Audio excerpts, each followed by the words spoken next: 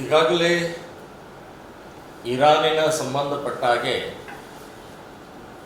ಖೊಮೈನಿ ಭಾವಚಿತ್ರ ಹಾಕಿದ್ದನ್ನು ವಿರೋಧ ಮಾಡಿದ್ದೀವಿ.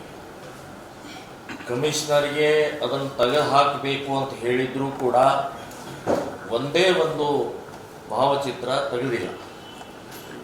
ಸೊ ಈಗ ಮತ್ತೆ ನಾವು ಹೇಳಿದರೂ ಕೂಡ ಯಾವುದೇ ಬದಲಾವಣೆ ಆಗಿಲ್ಲ. ನಮಗೆ ಮುಖ್ಯವಾಗಿ ಈ ಭಾವಚಿತ್ರದ ಹಿಂದೆ ಇರುವಂಥ ಮಾನಸಿಕತೆ ಏನು, ನಾಳೆ ಇರಾನ್ ಮತ್ತು ಭಾರತದ ಮಧ್ಯದಲ್ಲಿ ಯುದ್ಧ ಆಯ್ತಂದ್ರೆ ಇಲ್ಲಿಯ ಮುಸ್ಲಿಮರು ಯಾರು ಪರವಾಗಿರ್ತಾರೆ ಅನ್ನೋದು ಈಗಲೇ ಅವರು ಫೋಟೋ ಹಾಕಿ ಅವರ ಸ್ಪಷ್ಟವಾದಂಥ ನಿಲುವನ್ನು ತೋರಿಸಿದ್ದಾರೆ. ಸೊ ಇದು ದೇಶಕ್ಕೆ ಅಪಾಯಕಾರಿ.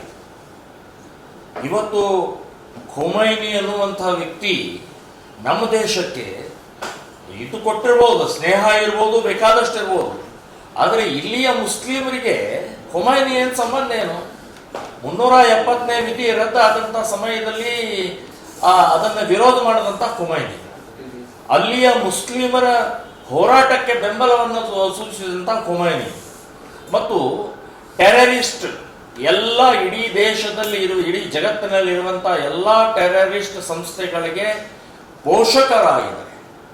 ಹಮಾಸ್ ಇರ್ಬೋದು, ಜೈಸೆ ಮೊಹಮ್ಮದ್ ಇರ್ಬೋದು, ಅಫ್ಘಾನಿಸ್ತಾನದ ಟೆರರಿಸಮ್ ಇರ್ಬೋದು, ಇವೆಲ್ಲದಕ್ಕೂ ಇವರು ಮಹಾ ತಾಯಿ ಇದ್ದಂಗೆ ಇವರು ಇದ್ದಾರೆ. ಸೊ ಮೋದಿಯವರು ಬಹಳ ಸ್ಪಷ್ಟವಾಗಿ ಹೇಳಿದರು, ಸ್ನೇಹ ಎಲ್ಲ ಇದ್ರೂ ಕೂಡ ಟೆರರಿಸಮ್ ಸಂಪೂರ್ಣ ನಾಶ ಆಗಬೇಕು ಅಂತನ್ನುವಂಥದ್ದು ಒಂದು ಸಂದೇಶವನ್ನು ಕೊಟ್ಟಿದ್ದಾರೆ. ಸೊ ಅಷ್ಟು ಇದ್ದಾಗಲೂ ಕೂಡ ಇಲ್ಲಿ ಪೋಸ್ಟರ್ಗಳನ್ನು ಹಾಕ್ತಾರೆ, ಫೋಟೋಗಳನ್ನು ಹಾಕ್ತಾರೆ ಅಂತಂದರೆ ಇದು ದೇಶದ್ರೋಹಿಗೆ ಸಮಾನಾಂತರವಾದ್ದು. ನಾವು ಇದನ್ನು ಒಪ್ಪೋದಿಲ್ಲ. ಹಾಗಾಗಿ ನಾನು ಹೇಳಿದೆ, ನಾವು ಅಫ್ಜಲ್ ಖಾನ್ ಶಿವಾಜಿ ಹೊಟ್ಟೆ ಹರಿದಿದ್ದು ಮತ್ತು ಇಸ್ರೇಲಿನ ಪ್ರಧಾನಿದ ಫೋಟೋ ಹಾಕ್ತೀವಿ ಅಂತ ಹೇಳಿದಾಗ ಅದನ್ನು ಹಾಕಂಗಿಲ್ಲ ಅಂತ ಅನ್ನುವಂಥದ್ದು ಈಗ ಸೂಚನೆ ಕಳಿಸಿದ್ದಾರೆ. ಅಷ್ಟೇ ಅಲ್ಲ, ನಾವು ಮುದ್ರಣಾಲಯಕ್ಕೆ ಎಲ್ಲಿ ಹೋದಂಥ ಇದರಲ್ಲಿ ಅವ್ರ ಕಡೆಯಿಂದ ಒಂದು ಲೆಟರ್ ತೊಗೊಂಡು ಹೋಗಿದ್ದಾರೆ. ಏನಂದರೆ ಅಫ್ಜಲ್ ಖಾನಂದು, ಶಾಹಿಸ್ಟಿ ಖಾನಂದು ಇಂಥವು ಯಾವುದೇ ರೀತಿಯ ಮುದ್ರಣ ಮಾಡೋಂಗಿಲ್ಲ ಅಂತ ಹೇಳಿ.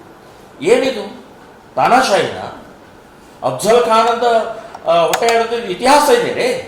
ಶಾಹಿಸ್ಟಿ ಖಾನನ ವಿರುದ್ಧ ಹೋರಾಟ ಮಾಡಿದ ಇತಿಹಾಸ ಇದೆ. ಹಾಗಾದ್ರೆ ಇತಿಹಾಸನೇ ನೀವು ಮಾಡೋಂಗಿಲ್ಲ, ಓದಂಗಿಲ್ವಾ? ಅದನ್ನು ನಾವು ಫೋಟೋ ಹಿಡಿಯಂಗಿಲ್ವಾ?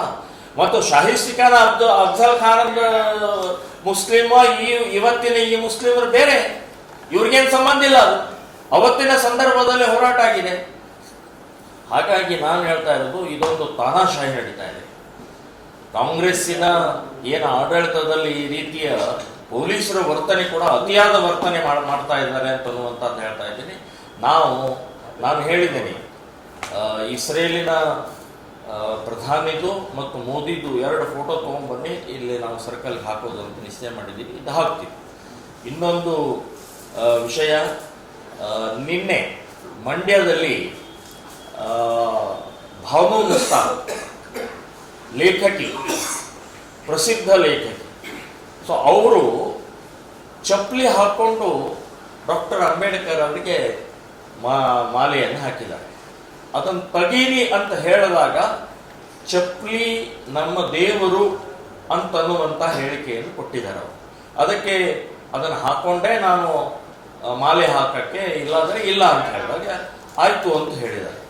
ನಾ ಹೇಳೋದು, ಚಪ್ಪಲಿ ದೇವರು ಅಂತನ್ನುವಂಥದ್ದು ಮಾನಸಿಕತೆ ಅಂದರೆ ಇದು ವ್ಯವಸ್ಥಿತವಾಗಿ ಅವಮಾನ ಮಾಡೋಕ್ಕೇ ಸೊಕ್ಕಿನ ವರ್ತನೆ. ಚಪ್ಪಲಿ ನಿಮ್ಮ ದೇವರಾದರೆ ಕಾಲಲ್ಲಿ ಯಾಕೆ ಇಟ್ಕೊಳ್ತೀರಿ? ಅದನ್ನು ಹಾಕೊಂಡು ಓಡಾಡ್ತಾ ಇದ್ದೀರಿ ಯಾಕೆ? ತುಳಿತಾ ಇದ್ದೀರಿ ಯಾಕೆ? ಕೊರಳಲ್ಲಿ ಹಾಕೊಡ್ರಿ, ತಲೆ ಮೇಲೆ ಇಟ್ಕೊಡ್ರಿ. ಏನ್ ಮಾಡ್ತಾ ಇದ್ರಿ? ಏನ್ ಮೆಸೇಜ್ ಕೊಡ್ತಾ ಇದ್ರಿ ನೀವು? ಡಾಕ್ಟರ್ ಅಂಬೇಡ್ಕರ್ಗೆ ಅವಮಾನ ಅಲ್ಲ, ದೇಶಕ್ಕೆ ಅವಮಾನ, ಸಂವಿಧಾನಕ್ಕೆ ಅವಮಾನ ಮಾಡ್ತಾ ಇದ್ದಾರೆ. ಸೊ ಈ ರೀತಿಯ ಮಾನಸಿಕತೆ ಇದನ್ನ ಡೆವಲಪ್ ಮಾಡಿದ್ದೆ ಸಿದ್ದರಾಮಯ್ಯನವರು, ಡೆವಲಪ್ ಮಾಡಿದ್ದೆ ಕಾಂಗ್ರೆಸ್ನವರು.